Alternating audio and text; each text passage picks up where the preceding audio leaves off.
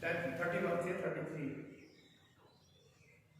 जब मनुष्य का पुत्र अपनी महिमा में आएगा और सब लोग उसके साथ आएंगे तो वह अपनी महिमा के सिंहासन पर विराजमान होगा और सब जातियां उसके सामने इकट्ठा की जाएंगी। और जैसे चरवाहा भेड़ों को बकरियों से अलग कर देता है वैसे ही वह उन्हें एक दूसरे से अलग करेगा। वह भेड़ों को अपनी दाहिनी ओर और बकरियों को बाईं ओर खड़ा करेगा। ये परमेश्वर वचन है। धन्यवाद हो। आप सबों को जय मसीह की।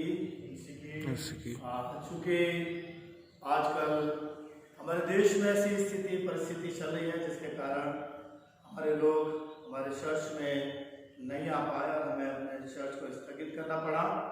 मगर जब हमारा एक चर्च बंद हुआ है तो आज हर घर चर्च बन गया। हालेलुया। जब प्रभु का एक आराधनालय बंद हुआ आज प्रभु के हर घर उसके आराधनालय बन गए हैं। हालेलुया। हमने उचित समझा कि आज चूंकि रविवार है और आप लोग प्रभु के भवन में नहीं आ सकते हैं और इसलिए हमने उचित समझा कि आज रविवार का जो संदेश है वो इस वीडियो के माध्यम से हम आप तक पहुंचा सकें। और जैसा कि आजकल हम लोग इस स्थिति परिस्थिति को देख रहे हैं और कोविड-19 कोरोना वायरस जो कि चीन से फैला उसने सारे विश्व में तहलका मचा रखा है, कोहराम मचा रखा है। और हम देख रहे हैं कि किस तरह से कितने लोग इसका शिकार बन रहे हैं। हजारों लोगों की मृत्यु हो चुकी है और ये हमारे भारत देश में भी आ चुका है। और इसलिए इन्हीं तमाम बातों को देखते हुए हमारे देश में भी हमारे प्रधानमंत्री ने लॉकडाउन किया है। थोड़ा सा हम देखना चाहेंगे और परमेश्वर के वचन से इसको टैली भी करेंगे। चीन के अंतर्गत में हम देखते हैं कि वहां पर किस तरह से कोरोना वायरस फैला है। अगर हम प्रभु के वचन के ऊपर गौर करेंगे, लेव्यवस्था उसका 11वां अध्याय, लेव्यवस्था उसका 11वां अध्याय और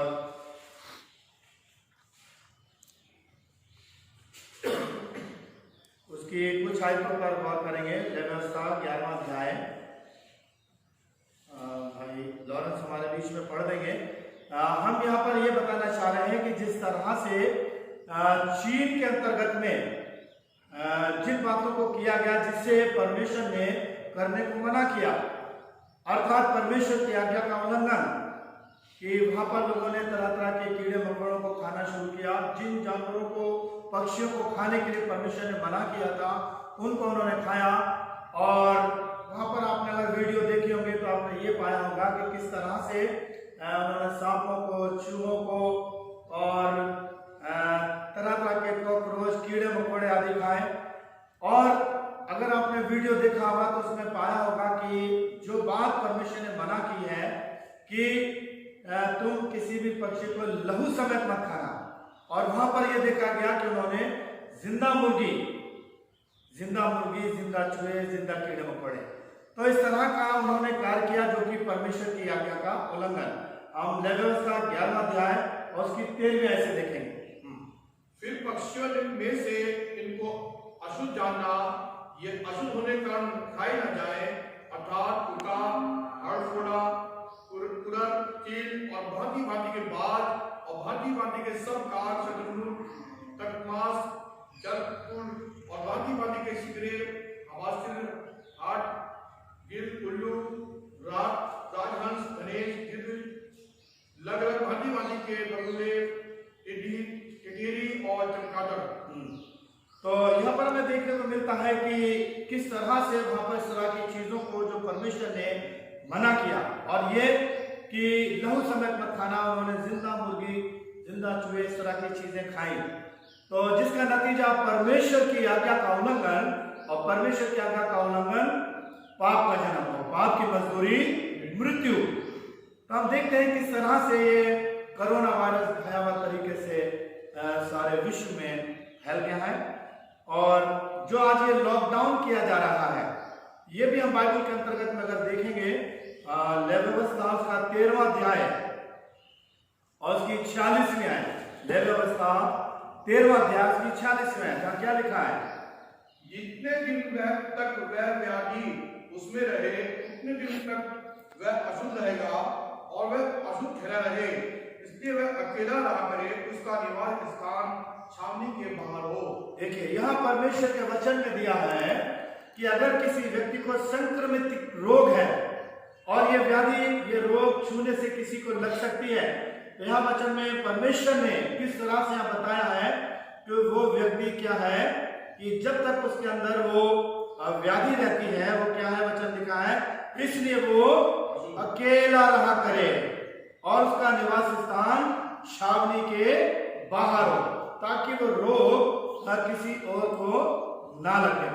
आज जो लॉकडाउन देख रहे हैं वो यही है कि हम और आप उस कोरोना वायरस के छूने से हमारे अंदर ना जाए, इसलिए लॉकडाउन के हम घर के अंतर्गत में रहें। तो हम देखते हैं इस तरह से जो कुछ भी आज दुनिया में हो रहा है, परमेश्वर के वचन के अनुसार हम इन तमाम बातों को पा रहे हैं। और जो प्रभु ने अपने वचन में कहा था कि अंतिम दिनों में तरह तरह के भूडोल होंगे, अकाल पड़ेंगे, महामारियां आएंगी, तो हम देखते हैं कि प्रभु के वचन के अनुसार सारी बातें हैं और प्रभु के वचन के अनुसार इसका ट्रीटमेंट, इलाज है कि अगर हमें इससे बचना है तो हमें अपने घरों में रहना है, अकेले में रहना, एकांत में रहना है। सो आज हम इसी विषय के ऊपर परमेश्वर के वचन से बातचीत करना चाहेंगे। और आज जो हमारा वचन जो होगा, ये मैंने अभी परिचय दिया था, जो आज हम संदेश देने जा रहे हैं वो हैगा मत्ती उसका 25वां अध्याय। मत्ती 25वां अध्याय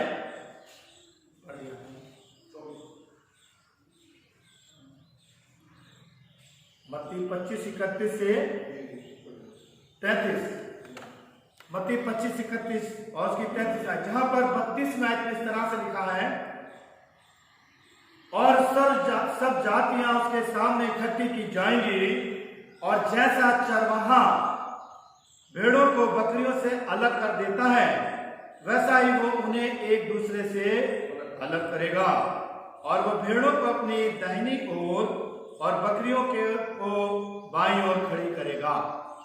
यहाँ पर हम देखते हैं कि किस तरह से परमेश्वर को अलगाव पसंद है, और जो यहाँ पर एक जिक्र दिया गया है कि परमेश्वर भेड़ों को बकरियों से अलग करेगा। तो यहाँ पर भेड़ जो है धर्मी लोगों का प्रतीक है और बकरियां जो है वो दुष्ट लोगों का प्रतीक है।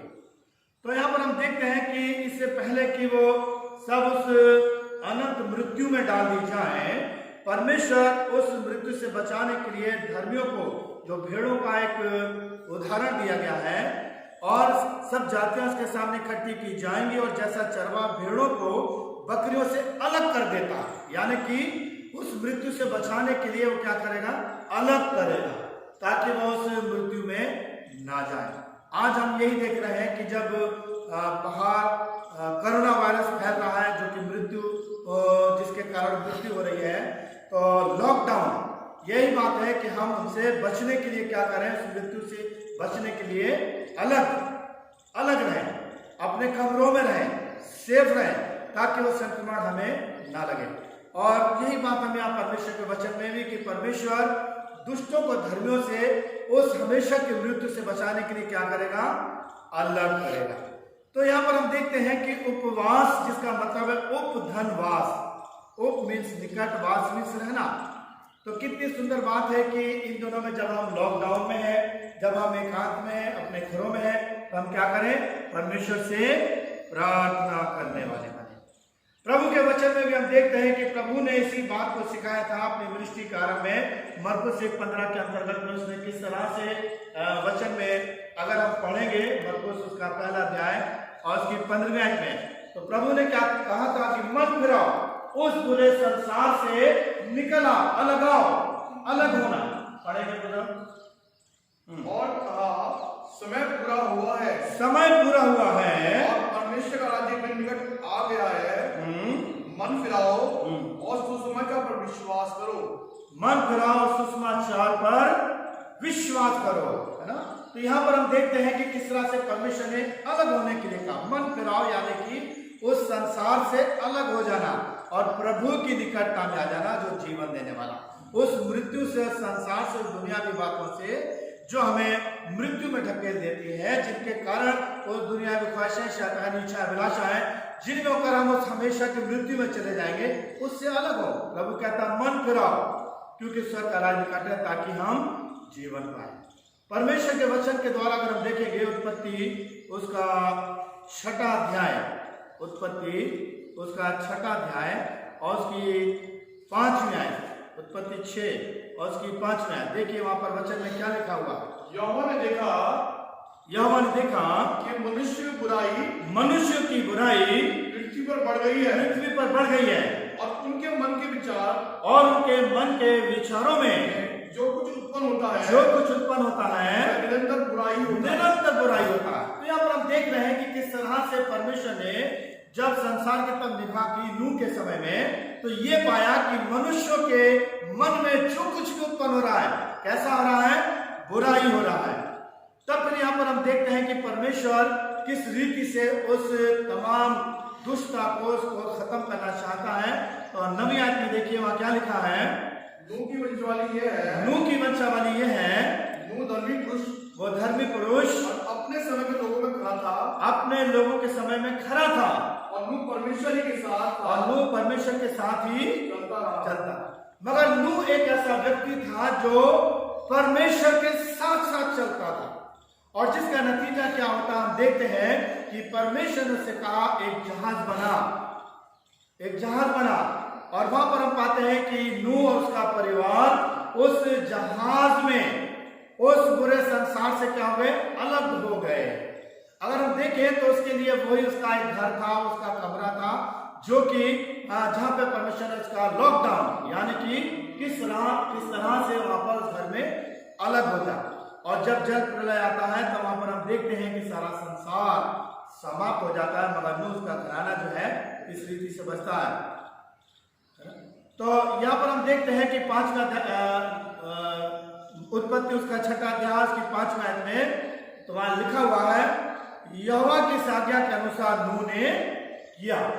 तो जब हम उस आज्ञा का पालन करेंगे, लॉकडाउन, ठीक है, तो उस आज्ञा का पालन करेंगे तो हम पाएंगे कि किस रीति से हम अपने आप को बचा सकेंगे।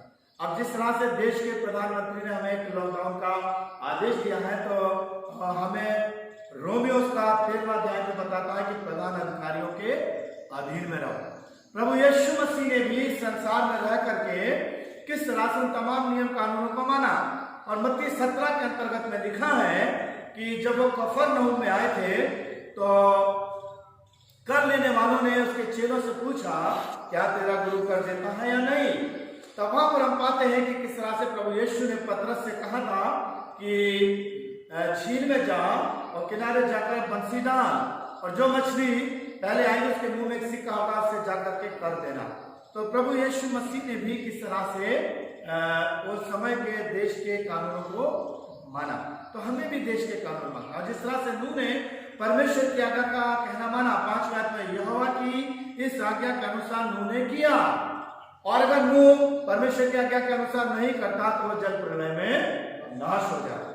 और उसने परमेश्वर की आज्ञा का पालन किया, तो घर में चला गया, और जिसका नतीजा वो और उसके साथ उसके घर परिवार के 8 प्राणी इस मृत्यु से बच गए।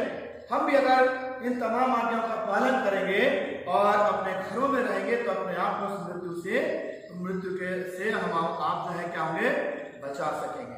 अगर हम उत्पत्ति उसका 18वां अध्याय देखें, उत्पत्ति उसका 18वां अध्याय और उसकी 20वीं आयत को देखें जरा। फिर यहोवा ने कहा, सदोम और अमोरा की चिल्लाहट बढ़ गई है और उनका पाप बहुत भारी हो गया है, इसलिए मैं उतर कर देखूंगा कि उसकी जैसी चिल्लाहट मेरे कान तक पहुंचती है। उन्होंने ठीक वैसा ही काम किया है कि नहीं, और ना किया हो तो मैं उसे जान लूंगा। हाँ, तो यहाँ पर हमें देखने को मिलता है कि इस रीति से सदोम अमोरा के बारे में कि उनकी बुराई बहुत बढ़ गई, पाप बहुत बढ़ गया, और जिसका नतीजा परमेश्वर जो कि पाप से नफरत करता है, घृणा करता है, परमेश्वर का मैं नाश कर दूंगा। और वहां पर जब हम देखते हैं कि किस तरह से परमेश्वर इस बात के लिए कहता है कि मैं अब उस देश को, उस जगह को नाश कर दूंगा, तो वहां पर अगर हम देखें तो परमेश्वर किस रीति से, अगर 14वें आयत में देखें तो क्या लिखा हुआ है, ये 1914, उत्पत्ति 19:14। तब लूत ने निकलकर अपने दमादों को, जिनके साथ उसकी बेटियां की सगाई हो रही थी, समझाने के कहा, उठो इस स्थान से निकल चलो, क्योंकि यह इस नगर को नष्ट करने पर है। और यहाँ पर हम देखते हैं कि किस रीति से लूत अपने घर वालों को कहता है कि परमेश्वर इस जगह को नाश करने पर, इसलिए यहाँ से निकल चलो, अलग हो जाओ, वहां से जहां पर मृत्यु है वहां से अलग हो जाना। और यही बात हम पाते हैं 24वें आयत के अंतर्गत में, क्या लिखा है प्रभु के वचन में, तब यहोवा ने अपनी ओर से सदोम और अमोरा पर आकाश से गंधक और आग बरसाई, और उन नगरों को और संपूर्ण तराई को और नगरों के सब निवासियों को भूमि की सारी उपज समेत नष्ट कर दिया। लूत की पत्नी ने जो उसके पीछे थी, दृष्टि फेर के पीछे की ओर देखा और वह नमक का खंभा बन गई।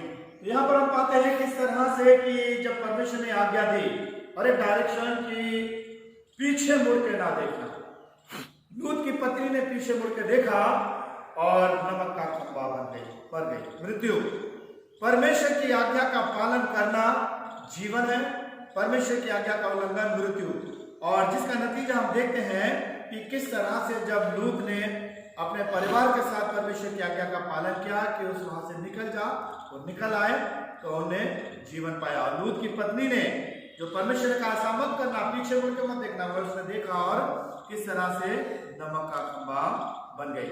अगर हम पवित्र वचन बाइबल के अंतर्गत में चले थोड़ा सा और आगे, और निर्गमन उसका 12वां अध्याय, तो वहां पर भी एक जिक्र हमको मिलता है, निर्गमन उसका 12वां अध्याय और उसकी 21वीं आयत, निर्गमन 12 उसकी 21वीं आयत। तब मूसा ने इस्राएल के सब कुलियों को बुलाकर कहा, तुम अपने अपने कुल के अनुसार एक एक मेमना अलग कर रखो और फसे का पशु बलि करना, और उसका लहू जो तसले में होगा उससे जुब्बा का एक गुच्छा डुबा कर उसी तसले में के लहू के द्वार के चौखट के सिरे और दोनों रंगों पर कुछ लगाना, और भोर तक तुम में से कोई घर से बाहर ना निकले।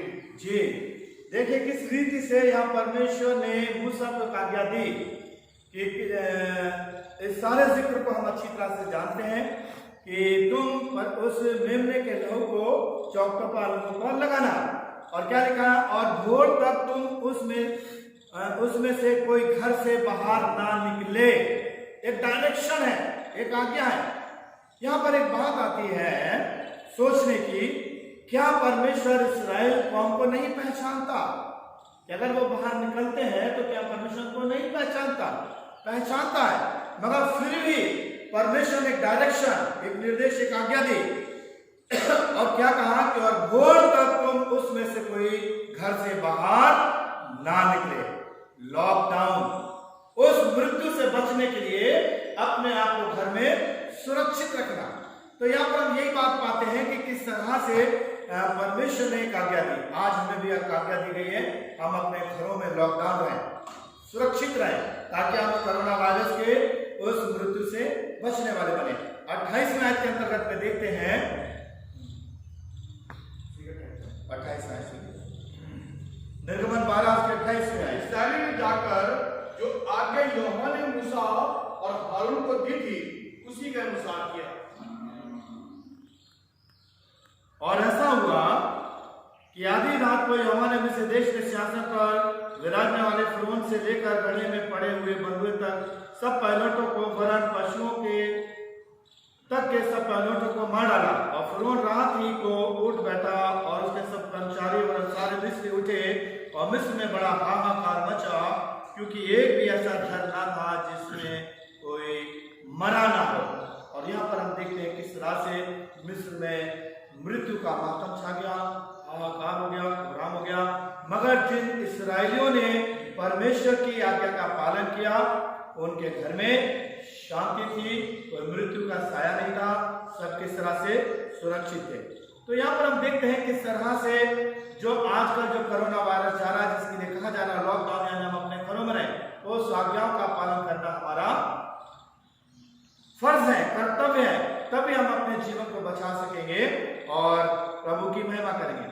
हमारे प्रधानमंत्री ने पहले दिन 22 तारीख को किस रीति से कहा था कि जनता कर्फ्यू, और उसके बाद उन्होंने क्या कहा, 21 दिन का लॉकडाउन।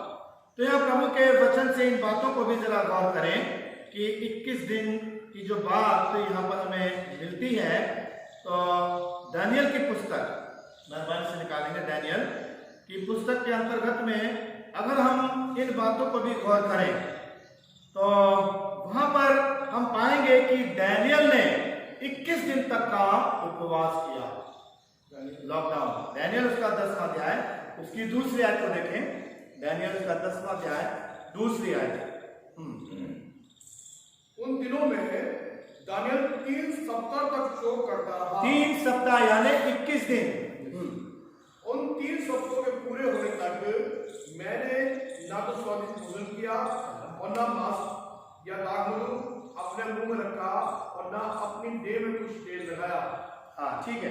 तो यहाँ पर हमें देखने को मिलता है कि किस तरह से दानियल ने 3 सप्ताह यानी 21 दिन तक क्या लिखा हुआ वचन में, शोक, सप्ताह तक शोक किया और ना तो स्वादिष्ट भोजन किया, ना मांस, ना दाखमधु मुंह से रखा, और किस रीति से अपनी देह पर तेल लगाया और प्रार्थना करता। तो ये किस दिन, चूंकि हमारे लिए उपवास के दिन भी है, इसलिए इन दिनों में हमें क्या करना है, प्रभु से प्रार्थना करना 21 दिन तक। और यहाँ पर हम पाते हैं कि किस तरह से जब दानियल 21 दिन तक प्रार्थना कर रहा है, तो वचन के अनुसार हम यहाँ पाते हैं कि 21वें दिन वो स्वर्गदूत जो आता है वहां पर किस रीति से कहता है कि हे दानियल, जब तूने प्रार्थना की थी उसी दिन मैं तेरी प्रार्थना लेके चला, मगर किस तरह से मुझे शैतान ने बीच में रोका और 21 दिन तक उसका शैतान से संघर्ष चलता रहा। और जब जिब्राइल वहां पर आया, मिकाएल वहां पर आया, तो उसने किस रीति से उसको मिकाएल ने उसको वापस छुड़ाया और 21वें दिन आकर उससे कहता है तेरी प्रार्थना का उत्तर ये है। अगर 12वीं आयत में देखेंगे तो हम यही बातें पढ़ेंगे, 12वीं आयत, दानियल 10 उसकी 12वीं आयत। फिर उसने मुझसे कहा, हे दानियल मत डर, क्योंकि पहले ही दिन जब तूने समझने बुझने के लिए मन लगाया और अपने परमेश्वर के सामने अपने को दीन किया, उसी दिन तेरे वचन सुने गए और मैं तेरे वचनों के कारण आ गया हूँ। फारस के राज्य का प्रधान 21 दिन तक मेरा सामना किए रहा, परंतु मिकाएल जो मुख्य प्रधानों में से है, मैं मेरी सहायता के लिए आया, इसलिए मैं फारस के राजाओं के पास रहा। और अब मैं तुझे समझाने आया हूँ कि अंत के दिनों में तेरे लोग की क्या दशा होगी, क्योंकि जो दर्शन तुमने देखा है वह कुछ दिनों के बाद पूरा होगा। हालेलुया।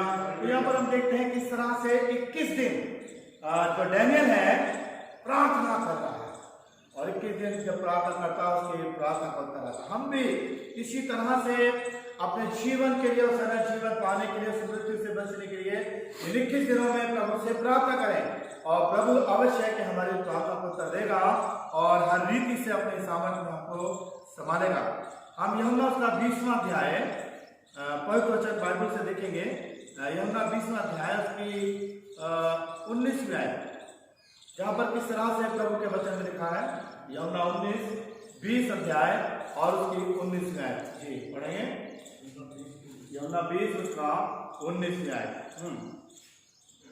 उसी दिन जो सप्ताह का पहला दिन था, संडे के समय जब वहां के द्वार जहाँ चेले थे यहूदी डर के मारे बंद थे, तब यीशु आया और उनके बीच में खड़ा होकर उनसे कहा, तुम्हें शांति मिले। जी हाँ, यहाँ पर देखिए, जब प्रभु यीशु को पकड़वाया गया था तो प्रभु यीशु के चेले यहूदियों के डर के मारे बंद थे, मृत्यु के भय के मारे क्या है, कमरे में बंद है। कहीं ऐसा ना हो कि यहूदी आए और हमें भी पकड़े और को ले जाए, हमें भी मारे। तो वहां पर किस रीति से वो मृत्यु के भय के मारे एक कमरे में बंद है, और प्रभु वहां पर आता है, उनके बीच में खड़ा होता, कहता तुम्हें शांति मिले। हालेलुया। मेरे प्यारे अजीजों, परमेश्वर जो शांति का चश्मा है, अपने लोगों को अपनी शांति से भरता है, और वो जीवन देने आया, कहता मैं इसलिए आया कि तुम जीवन पाओ, बताया क्या जीवन पाओ।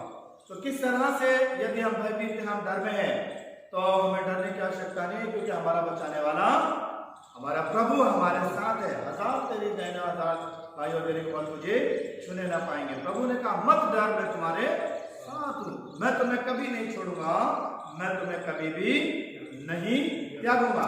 क्योंकि जिस तरह से जब चेले अशांत थे, तो प्रभु उनके बीच में आया उनको शांति देने के लिए। आज जब हमारे मन भी अशांत हैं, भयभीत है, तो प्रभु शांति का चश्मा जो कि हमें हर रीति से हमें संभालने के लिए तैयार है। अगर हम मत्ती उसका 13वां अध्याय थोड़ा सा और देख लेंगे, मत्ती उसका 13वां अध्याय और उसकी 14 से 16, मत्ती 13 और उसकी 14 से 16, देखिए क्या लिखा है। उनके विषय में यशा की ये भविष्यवाणी पूरी होती है, तुम 49 13 47 से पढ़ रहे, मत्ती 13 उसकी 47 से 50 है। हाँ, फिर स्वर्ग का राज्य उस बड़े जाल के समान है। हाँ, स्वर्ग का राज्य उस बड़े जाल के समान है जो समुद्र में डाला गया। हाँ, और हर प्रकार की मछली को समेट लाया। हर प्रकार की मछलियों को समेट लाया। और जब जाल भर गया, तो मछुए उसको किनारे पर खींच लाए और बैठकर अच्छी अच्छी बर्तनों में इकट्ठा की और निकम्मी फेंकी। जगत के अंत में ऐसा ही होगा, स्वर्गदूत अगर दुष्टों को धर्मी से अलग करेंगे और उन्हें आग के कुंड में डालेंगे, जहाँ रोना और दांत पीसना होगा। यहाँ पर बहुत सुंदर स्वर्गीय राज का एक उदाहरण दिया गया है कि स्वर्ग का राज उस बड़े जाल के समान होगा जो समुद्र में डाला गया, हर प्रकार की मछलियों को समेट लाया, और जब भर गया तो उसको किनारे पर खींच लाया और बैठकर अच्छी अच्छी तो बर्तनों में इकट्ठा किया और निकम्मी फेंक दी। अलग करना, अच्छी अच्छी को अलग करा, गाय के लिए जीवन है, अलग कर रहे हैं, और निकम्मी को फेंक दे। एक उदाहरण है, ये उदाहरण है जो कि यहाँ पर आगे दिया है। जगत के अंत में ऐसा होगा, स्वर्गदूत दुष्टों को धर्मियों से अलग करेंगे। अलग करना है ना, जो अलग होगा वो जीवन पाएगा। दुष्टों को धर्मियों से अलग किया जाएगा। दुष्टों को किस लिए? कि वो आग और गंधक की झील में डाल दिए जाएगा, रोना पीटना दांतों का पीसना। मगर धर्मी क्या है? वो सदा जीवन में स्वर्गीय राज में प्रभु के लिए हमेशा के लिए चले जाएंगे। अलग करना। तो आज हम भी जब इस कोरोना वायरस के भय से भयभीत हैं, तो इसको बचाव क्या? अलग करना, अलग होना, प्रभु की महिमा स्तुति तारीफ करना, प्रशंसा करना, ताकि हम जीवन पाएं। और यहाँ पर भी यही दिया हुआ है कि धर्मियों को दुष्टों से अलग करेगा और दुष्टों को किस तरह से आग में डाल देगा।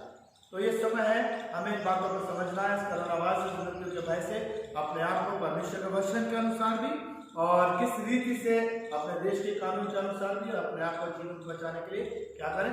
अलग करें, एकांत में। क्योंकि प्रभु ने कहा एकांत में गुप्त में जा प्रार्थना कर, तेरा पिता में प्रतिफल देगा। और जब हम एकांत में प्रभु की निकटता में उपवास के दिनों में प्रार्थना करेंगे, दुआ करेंगे, अपने आप को अलग रखेंगे, तो हम जीवन पाएंगे। और न ही इस संसारिक जीवन को मिलेगा, प्रभु हमें वो जीवन, अनंत जीवन देगा, जो जिस जीवन का कोई अंत नहीं है। और हम हमेशा के लिए अपने प्रभु के साथ उस हमेशा की जिंदगी में प्रवेश करेंगे। प्रभु आप सबको बहुत आशीष दे। आइए हम दुआ करें। हमारे जीवित महान सामर्थ्य प्रभु परमेश्वर, दया के सागर, प्रेमी प्रभु परमेश्वर, आज के वचन के द्वारा हम धन्यवाद करते हैं कि हमने यही सीखा है कि किस रीति से हमें, जो कि आज की पूरी सिचुएशन स्थिति है, जबकि हमें बताया जा रहा है, कहा जा रहा है कि हम अपने आप को अलग करें, अपने घरों में लॉकडाउन करें। वचन के अनुसार भी यही बातें हम अपनी जिंदगी में पाते हैं कि हमें भी किस रीति से प्रभु के लोगों को अलग करना है। जो कि वचन कहता है पतरस में, चुना हुआ वंश, राजपटारी, याजकों का समाज हो। पिता परमेश्वर, हम किस रीति से अपने घरों में रहते हुए दुआएं करें, प्रार्थना करें, भजन करें, स्तुति गान, गीत गाएं, प्रभु की महिमा करें, तौबा करें, पश्चाताप करें और अपने जीवन को अपने प्रभु के चरणों पर डाल दें, ताकि हम इन दिनों में एक सुनहरा सुंदर अवसर दिया गया है कि हम एकांत में प्रभु से प्रार्थना करें, ताकि वास्तव में वो स्वर्गीय राज जो प्रभु ने हमारे लिए रखा है उसे प्राप्त करने हमारे लिए। प्रभु प्रार्थना करते हैं हमारी कलीसिया के हर घर को अपने लहू में छुपा, रक्षा सुरक्षा प्रदान कर, छोटे बच्चे जवान बड़े बुजुर्ग सबों पर तेरा अनुग्रह दे और आशीष हो। हर विश्वास की, हर कलीसिया, हर मंडी, हर पासवान, हर शहर जहाँ भी है खुदा तेरे लोग तेरी सुरक्षा के घेरे में रहें। हाँ पिता परमेश्वर आशीषित कर और उन्हें यह अवसर दे कि सच्ची तौबा पश्चाताप के साथ तेरे चरणों पर रह करके सुंदर आत्मिक जीवन बिताएं, अपने जीवन को तैयार करें उस स्वर्गीय राज के लिए, क्योंकि प्रभु ने प्रकाशित वाक्य में किस तरह से कहता है, जान देने तक विश्वासी रहे तो मैं तुझे जीवन का मुकुट दूंगा। प्रभु आप सबों को आशीष दे। तो यीशु मसीह के पवित्र नीचे और सामर्थी नाम से मांगते हैं, आमीन।